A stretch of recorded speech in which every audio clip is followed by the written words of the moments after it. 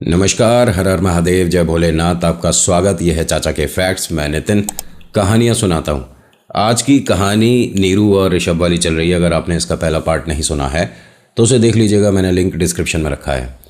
देखिए, जब हम कोई चीज़ के बारे में अच्छे से नहीं जानते और हमें वो करने को कहा जाए तो हम उसमें अनुमान लगाने लग जाते हैं कि चलो ऐसे करके देखते हैं, चलो वैसे करके देखते हैं, क्या पता है ऐसे करने से ये ठीक हो जाए। लेकिन ये प्रेत आत्माओं वाली जो बातें हैं, अगर आपको नहीं आता तो बिल्कुल इसमें ट्राई एक्सपेरिमेंट्स नहीं होते हैं। मैंने पहले भी कहा है कि अगर आपको कोई मैं या कोई भी घरेलू टोटका बताता है तो उसे एकदम से अपनी रियल लाइफ में एक्सपीरियंस करने का ज़रूरत नहीं है। पहले 2-3 लोगों से पूछ लीजिए, क्या पता किसी के लिए अच्छा आपके लिए बुरा हो, या किसी के लिए बहुत बुरा आपके लिए बहुत बेहतरीन हो जाए। अभी फ़िलहाल चैनल का इंट्रो, उसके बाद आकर कहानी सुनाता हूँ। कहीं नहीं जाना, पूरी कहानी सुनना। जय बोले।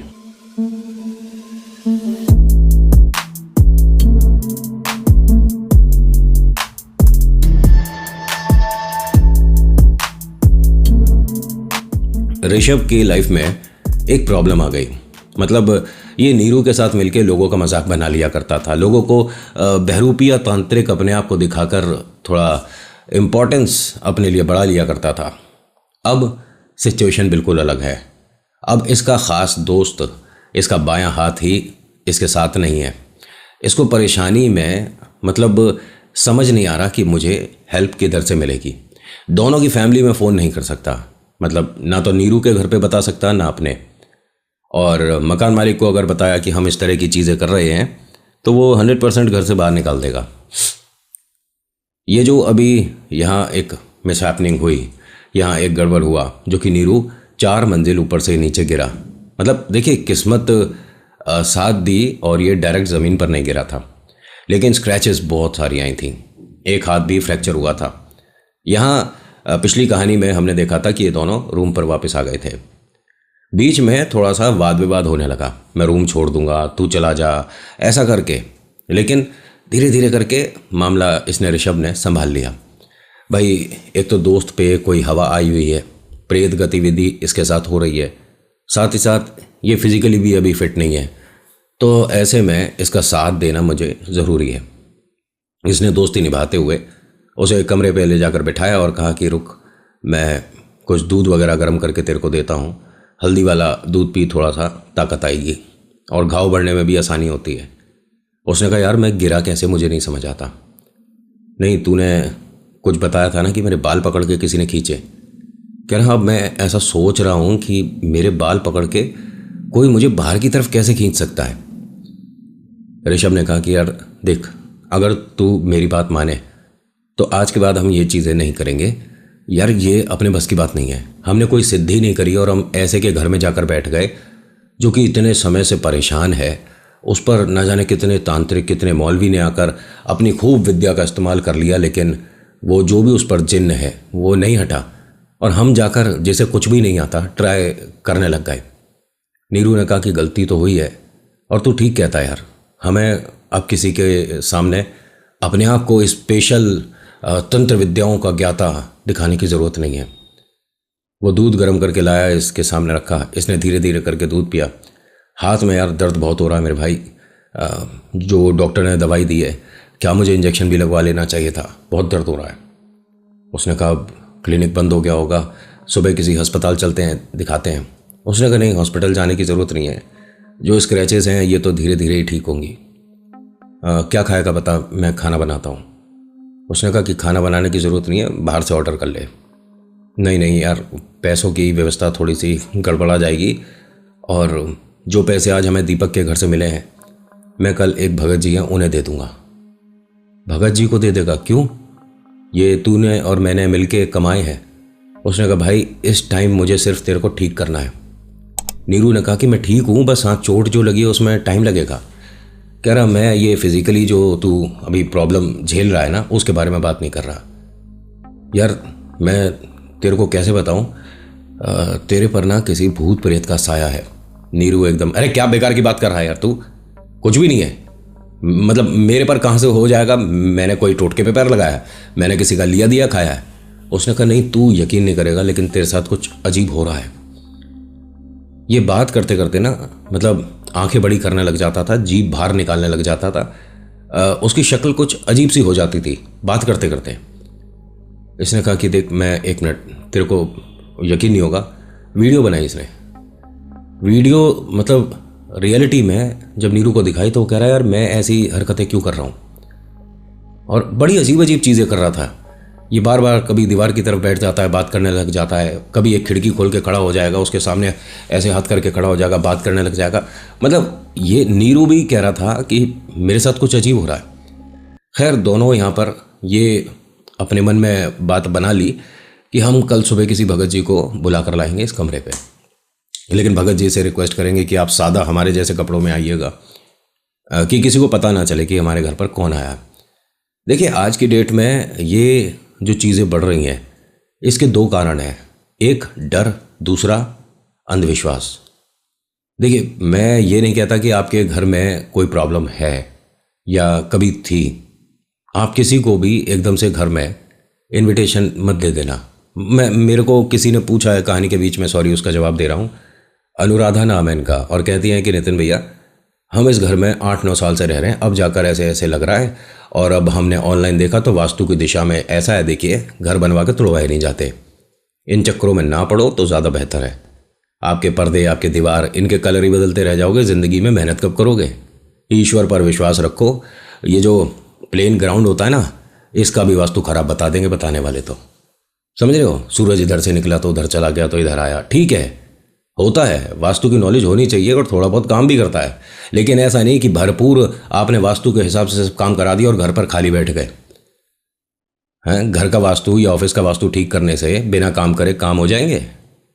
हाँ, मैं अपने स्टूडियो का वास्तु एकदम से ठीक कर लेता हूँ, हाँ, और उसके बाद एडिट अपने आप हो जाए तो कमाल हो जाए। है, मेहनत करनी पड़ेगी ना, काम करना पड़ेगा। तो आपके मन में ये जो डर बैठ रहा है और आप कह रहे हो कि मैं वास्तु के ज्ञाताओं से मिल रहा हूँ और एक एक की पेमेंट इतनी इतनी जा रही है, क्यों पैसे खर्च रहे हो? हैं, ईश्वर के नाम पे एक यहाँ पर कीर्तन करा दो, काम हो लेगा। सच बता रहा हूँ मैं, आप सुंदरकांड का पाठ कराइए, लोगों को भरपूर आनंद आएगा, आपके घर का ऑरा बदल जाएगा।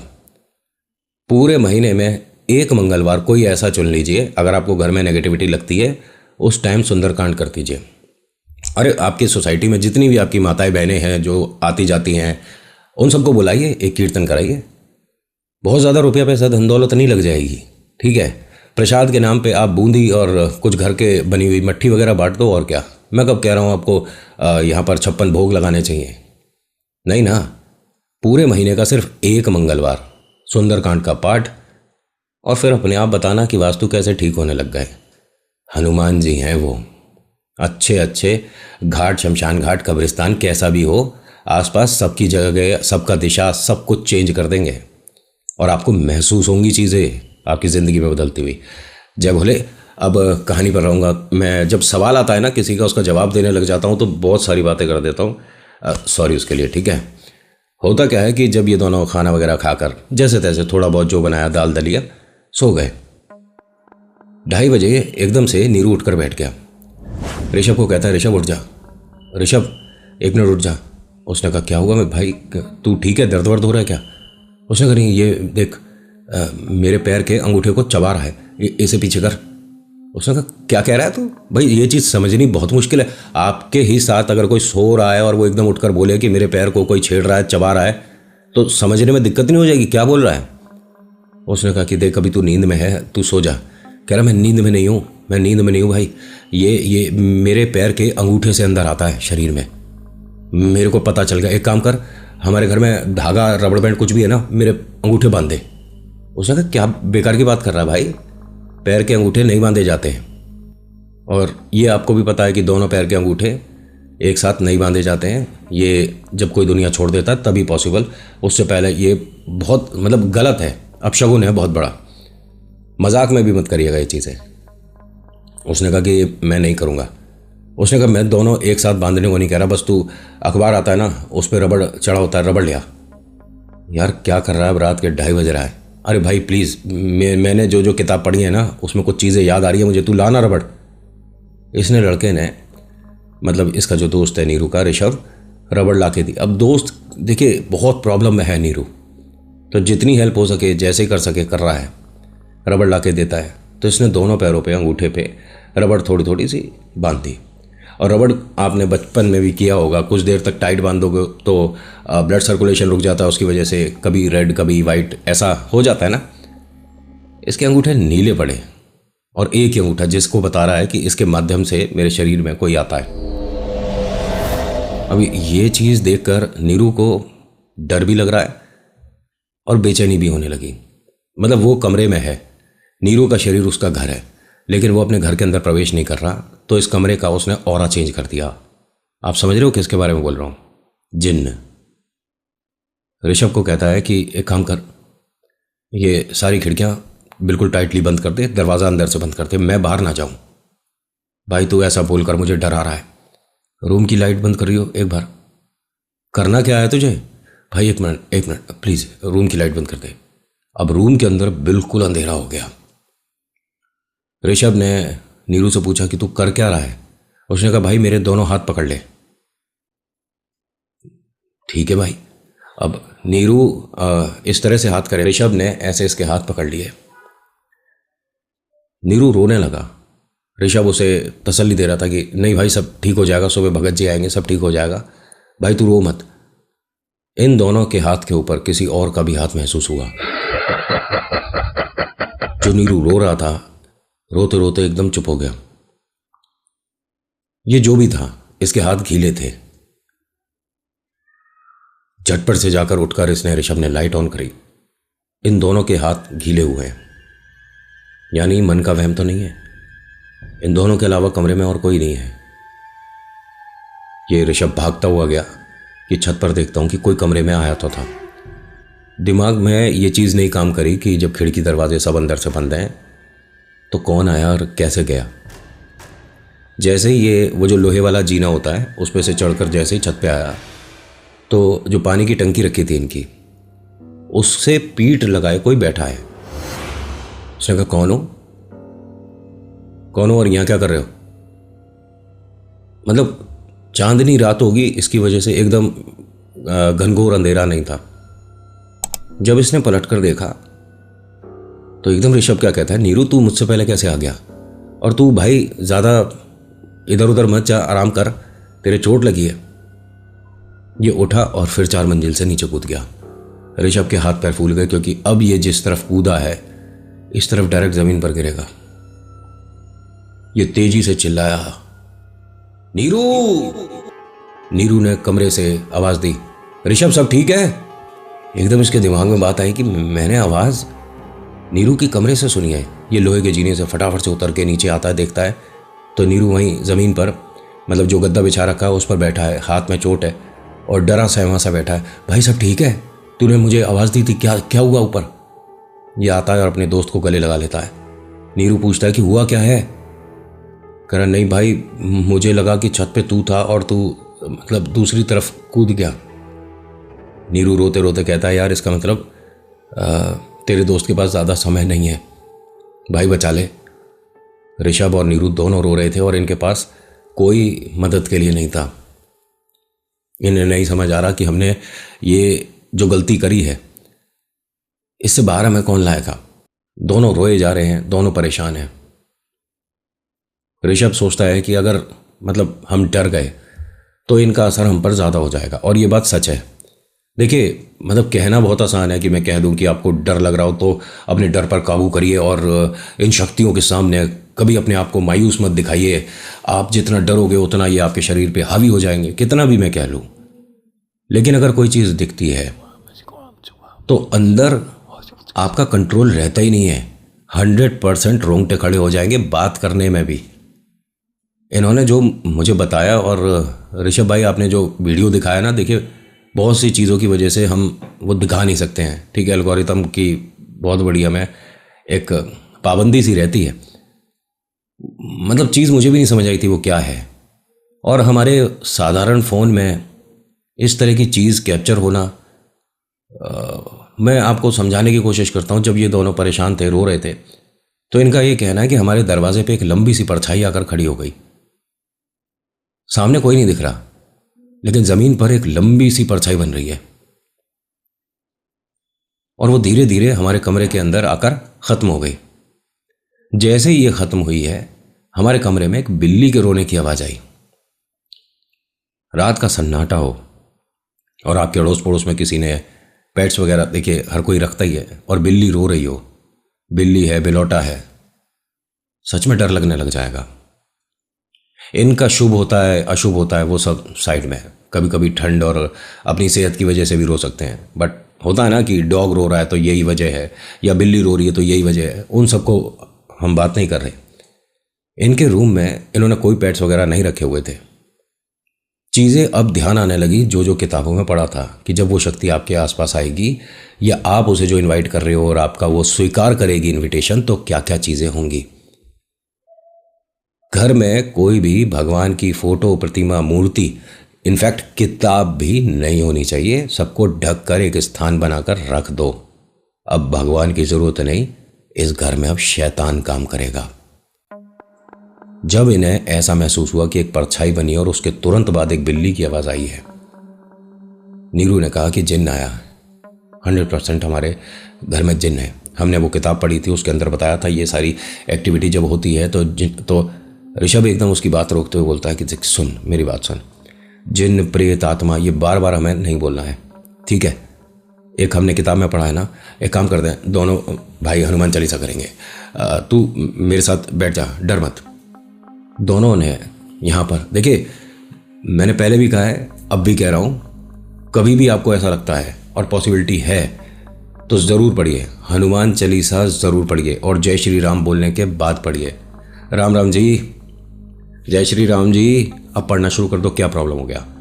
आप हनुमान चालीसा का कई गुना ज़्यादा असर होता देखोगे। और मेरे से तो आप कितना बात सच बोल रहा हूँ, झूठ बोल रहा हूँ, दिमाग में रहेगा ना। जो बड़े लोग हैं ना, बहुत बड़े बड़े लोग जो हैं, जो कि मुझसे ज़्यादा जानते हैं, बहुत बहुत कुछ मुझसे ज़्यादा जानते हैं, उनसे पूछिएगा कि क्या ऐसा पॉसिबल है, ऐसा हो सकता है कि हम हनुमान चालीसा पहले करने से मतलब राम राम बोलते हैं, या हनुमान जी को देखते हुए राम राम जी बोल देंगे, तब शुरू करेंगे तो असर ज़्यादा होगा। या नितिन झूठ बोल रहा है, मुझे बताना आप, ठीक है। इन दोनों ने यहाँ हनुमान चालीसा पढ़नी शुरू करी। इनका ये कहना है कि अभी हम शुरू करें, तकरीबन 1.5 मिनट ही हुआ था। बहुत तेज़ी से नीचे कुछ लोगों की आपस में बातें करनी शुरू हो गई, जैसे कोई गली में हो जाता है ना वाद विवाद, गाड़ी यहाँ क्यों लगा दी, वो क्या कर दिया, ये क्या कर दिया। दोनों एकदम रुक गए। ऋषभ ने नीरू से कहा कि तू रुक 1 मिनट, मैं देख कर आता हूँ। ये अपने कमरे से बाहर आया, गली के बाहर देखता तो पूरी गली सुनसान, एकदम सन्नाटा है। ऋषभ वापस पलटता है, अब यहां नीरू नहीं है। नीरू, नीरू, नीरू के हंसने की आवाज आ रही है। इस कमरे में इतना भी कोई सामान नहीं है कि वो किसी सामान के पीछे छुप गया। ऋषभ को समझ आ गया कि खेल शुरू हो चुका है। इसने राम राम बोल के दोबारा से हनुमान चालीसा शुरू करी। श्री गुरु चरण सरोज रज, निज मन मुकुर सुधारी, वर्ण रघुवर विमल जसु, जो दायक बल जारी, बुद्धहीन तनु जानिके, सुमिरो पवन कुमार, बल बुद्धि विद्या देहु मोहि। जब ये यहाँ तक बोला है, कहता है कि मेरी गर्दन घुटने लग गई। मतलब मेरे साथ ऐसा हो रहा था जैसे किसी ने मेरे गर्दन में फंदा डालकर 4 मंजिल नीचे किसी ने, मतलब कोई बाहर की तरफ कूद, और मेरे गले में उसने कोई रस्सी वगैरह डाल दी है। मेरी आंखें बढ़ने लग गई थी। तभी मेरी आवाज़ के साथ आवाज़ मिलती है नीरू की, जो अभी हंस रहा था, वो मेरे साथ बोलने लगा। बुद्धिहीन तनु जानिके, सुमिरो पवन कुमार, बल बुद्धि विद्या देहु मोहि। मेरी हिम्मत में हिम्मत आई और मेरे गले पे वो जो फंदा था वो लूज होना शुरू हुआ। इनका ये कहना है कि नितिन भैया आप यकीन नहीं करोगे, हमने हनुमान चालीसा कितनी बार करी है हमें नहीं पता। जब तक सुबह नहीं हो गई हमारा गला सूख गया, ये मानो कि सारी शक्तियां खत्म हो चुकी थी, हम नहीं बोल पा रहे थे, लेकिन फिर भी रुके नहीं, क्योंकि हमने सामने एक चीज देखी।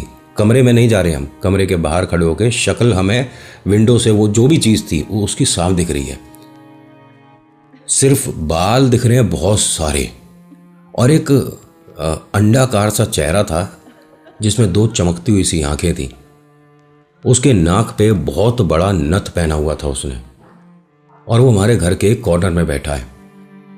नहीं समझ आ रहा ये आदमी है, औरत है, जिन है, प्रेत है, नहीं पता, लेकिन जब मैं और नीरू दोनों बाहर हैं तो कमरे में ये है कौन? जब सुबह हुई और रोशनी, मतलब ये जो खिड़की है इसका पल्ला कैसे बंद हुआ हमें नहीं पता। हमने जब पल्ला खोला दोबारा से तो वो चीज़ नहीं दिख रही थी। मैंने नीरू को बस थोड़ा सा फ्रेश करा, साफ करा मुंह उसका, उसको दवाई वगैरह दी, खाना दिया, लेके हम उसे हनुमान मंदिर पे आए। वहाँ किसी की मतलब अरदास लगाते हैं तो स्वीकार हो जाती है, तो कुछ लोग भंडारा भी कराते हैं। और सुबह 7 या 8 बजे के आसपास अगर भंडारा हो रहा है तो इसका मतलब वो भाई साहब को कहीं ऑफिस वगैरह जाना है, तो जल्दी से भंडारा करके वो अपना दफ्तर के लिए निकलेंगे। और ऐसा नहीं है कि सुबह 7-8 बजे करोगे, 9 बजे करोगे तो कौन खाएगा। अरे भूख सबको लगती है मेरे भाई, और कुछ खाली पेट ऐसे होते हैं जो ना जाने कितनी रात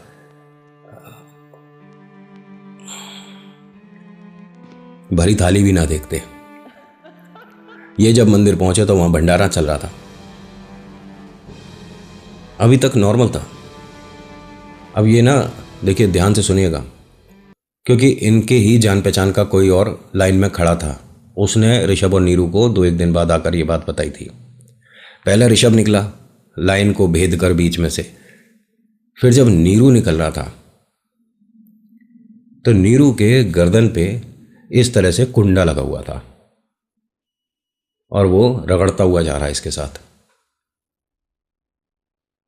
जब ये मंदिर के दहलीज पर आए तो ऋषभ तो आराम से चल दिया अंदर की तरफ मंदिर में, नीरू रुक गया था। उसने नीरू का हाथ पकड़ा। नीरू जिसका एक हाथ फ्रैक्चर है, वो 7-8 लोगों के काबू के बाहर था। हर किसी ने खूब कोशिश कर ली लेकिन ये पकड़ में नहीं आ रहा था। किस्मत इतनी अच्छी रही कि मंदिर के अंदर आ चुके थे दोनों, तो भागने की जगह नहीं मिल रही थी। और ये वो मंदिर है, यहाँ बहुत दूर दूर से लोग उतारे के लिए भी आते हैं। यहाँ ऐसा नहीं है कि भगत जी जो हैं, जो पंडित हैं, पुरोहित हैं, ये कोई गद्दी लगाते हैं। आप किसी भी समय आ जाओ, आपकी मदद के लिए हमेशा हाजिर हैं। यहाँ जो हमारे प्रभु की मूर्ति है उसमें ऑरा जो है वो इतना गजब का है कि अच्छे अच्छे प्रेत यहाँ हाथ जोड़ देते हैं। यहाँ जब पंडित जी के सामने से बिठाया गया तो पंडित जी ने कहा कि बेटा कर क्या रहे थे तुम दोनों, क्योंकि गलती नहीं है ये तो तुमने खुद न्योता दिया है, कहाँ गए थे? तो उन्होंने बताया कि ऐसे ऐसे वो हैं, एक हमारा दोस्त दीपक, उसके घर गए थे। कह रहे बेटा जी उतारा उसका यहाँ भी इस मंदिर में भी हो चुका है। उनके जो बिटिया है बड़ी, उसी के बारे में बात कर रहे हो? जी जी, अगर उनका उतारा यहाँ हो गया। कह रहे देखो उतारा हो जाने के बाद इंसान ठीक रहता है, बिल्कुल ठीक रहता है, लेकिन वो फिर से कुछ आप तंत्र विद्या को मानते हो? जी। अब इन दोनों को पंडित जी सवाल कर रहे हैं, ये तो खुद दोनों बहुत बड़े तांत्रिक बनना चाह रहे थे, फर्जी सही, बहरूपिया सही, लेकिन बनना तो चाह रहे थे। पंडित जी ने जैसे इनसे सवाल करा, इन्होंने कहा जी हम जानते हैं, जिस लड़के के बारे में आप बात कर रहे हो, जिसके आप घर गए थे, उसके घर में 2-1 लोग को छोड़कर सब जानते हैं चीज़ें। और जिस घर में इतनी ज़्यादा नेगेटिविटी होती है तो कुछ ना कुछ चीज़ हमेशा उनके घर में रहती है। और आप पर जो चीज़ आई है बेटा, नीरू को बोला, ये वो नहीं है जो भाभी पे थी और वो तुमने उतारा कर दिया और तुम पर आ गई। उसने तो एक छोटा सा कोई अंश, अपनी सेना का कोई छोटा सा सैनिक आपके साथ लगाया था। और आप अपने कमरे में जितनी विद्याएं कर रहे थे, जितनी चीज़ें सफल नहीं हुई थी, सबका परिणाम एक साथ आ गया। इस लड़के पर 11 चीज़ें थीं जो उतारी गई। पंडित जी ने साफ कह दिया कि उस कमरे पे दोबारा नहीं जाओगे, और कमरा छोड़ने से पहले कमरे में आपकी एक भी चीज़ नहीं होनी चाहिए। इनफैक्ट जो कलर आपने देखा है उस रंग की पुताई भी नहीं छोड़नी है। देखिए, मैं अपनी तरफ से कोई चीज़ प्रेजेंट नहीं करता, जो बताया जैसा बताया प्रेजेंट कर दिया आपको सीधा सीधा। मुझे कई लोग कहते हैं ना कि नितिन और ज़्यादा डरावनी करो, और ज़्यादा डरावनी बना दो। नहीं यार, जैसा जिसके साथ हुआ फिर उसके लिए गलत हो जाएगा। उसके साथ उसकी फैमिली भी सुनती देखती है ना, यार ये चीज़ तो हमने बताई नहीं, ये क्या बोले जा रहा है। जब मेरे लिए ये बोला जाएगा ना तो ये मेरे को लाइक कमेंट सब्सक्राइब ज़्यादा मायने नहीं रखेंगे। हाँ, मैं अपनी वीडियो पे थोड़े से लगा दूँ तो वीडियो कहीं की कहीं पहुँच जाती है, आप जानते हो, लेकिन ज़रूरत नहीं है। आप लोग जितना सपोर्ट प्यार बहुत है मिल रही है। इस पे जो 11 चीज़ें थीं उसे उतरने में 1.5 महीना लगा। 1.5 महीने तक लगातार इन दोनों के यहाँ पर नाम की अर्जी लग रही थी, इनके नाम का दिया। और पूरी कहानी में मैंने आपको बताया कि नीरू के साथ समस्या थी, ऋषभ पर भी हवा थी थोड़ी, लेकिन ना जाने क्यों होता है ये, तो किसी को नज़र जल्दी लगती है, किसी को नहीं लगती है। ऋषभ के साथ वो चीज़ ज़्यादा हावी नहीं हुई थी, लेकिन नीरू की हालत बहुत बिगड़ गई। जितना समय लगा इसे, उतने समय के बाद ये अस्पताल में एडमिट हुआ। फैमिली आ गई थी, भाई जैसे ही अस्पताल की बात आती है तो परिवार कैसे दूर रहेगा। डॉक्टर ने बताया एक तो इसका हीमोग्लोबिन ऐसा कि भैया ये खड़ा भी कैसे है आदमी, इतना नीचे। रिकवरी मतलब जो इसके साथ हुआ, जितने दिन ये यहाँ रहा, बता दें अस्पताल में 18-19 दिन। अब ये दोनों बिल्कुल ठीक हैं, अच्छी खासी जॉब पे हैं, और कहते हैं कि नितिन भैया आपकी कहानी हम ज़रूर सुनते हैं, और जैसे ही कहानी शुरू होती है ना, ऐसा लगता है कि हमारा वो किराए के मकान का दरवाज़ा खुल गया और अब वो शक्ति हमें दिख रही है। नितिन भाई, हम दोनों को रियलिटी में डर लगता है। कोई मजाक में कुछ भी बोले कि अरे टोटके कुछ नहीं होते, लेकिन हमने इतनी पास से चीज़ देखी हैं कि रोंगटे खड़े हो जाते हैं जब भी इन प्रेत आत्माओं के बारे में बात करने लग जाओ। अच्छा ऋषभ मेरे भाई, आपने कुछ सवाल पूछा था, उसका जवाब मैं आपको इंस्टा पे DM पे करूँगा, ठीक है? और हाँ, रिकॉर्ड करके ही दूंगा अपनी आवाज़ में ही, ऑफकोर्स पड़ोसी से थोड़ी ना बुलवाऊँगा, क्योंकि सवाल बहुत बड़ा है तो जवाब भी छोटा नहीं होगा। कभी कभी लिखने में मैं भी कंजूसी कर देता हूँ। और हाँ, एक चीज़ और, बहुत से लोग पूछते हैं, नहीं है भाई मेरी कोई और आईडी, मेरा RJ नितिन चाचा और चाचा के फैक्ट्स के अलावा इंस्टा पे कोई अकाउंट नहीं है, कोई मैं पता नहीं, मेरे नाम से कोई बना लेता है, मैं कब तक उन पर नज़र रखूँ? हर दिन एक नया अकाउंट बन जाता है, चाचा के फैक्ट, चाचा का फैक्ट, और पता नहीं कैसे कैसे करके चाचा के फैक्ट 2.0। अब भैया मैं देखिए कोई बहुत बड़ा यूट्यूबर नहीं हूँ, लेकिन आप लोगों के प्यार और सपोर्ट से अब छोटे भी नहीं हैं। गूगल पे डाल के नाम हमारे बारे में पता लग रहा है तो कुछ तो कर ही रहे होंगे हम। मैं आप सभी से एक बात बोलना चाह रहा हूँ, मजबूर ना करो कि मुझे मेल भेजनी पड़े, क्योंकि मैं सच बता रहा हूँ मेरी मेल भेजने का असर होगा। So thank you so much for watching. मेरा नाम नितिन है, मुलाकात करूँगा एक नेक्स्ट वीडियो में। हर हर महादेव, जय भोलेनाथ, धन्यवाद।